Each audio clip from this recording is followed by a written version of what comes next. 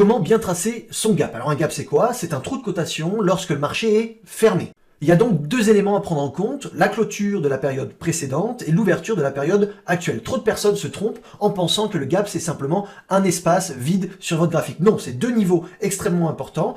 Dans ce schéma, le prix est en train d'évoluer à la hausse et puis on clôture ici sur la bougie rouge. Le marché est fermé, réouvre le lendemain si on parle d'une période journalière et on réouvre à ce niveau-là. Donc le gap, c'est bien la clôture et l'ouverture, c'est cet espace vide entre les deux niveaux. Pareil ici, on a une clôture qui se réalise sur cette bougie verte, une ouverture le lendemain à ce niveau-là et le gap, c'est tout simplement la distance entre l'ouverture et la clôture.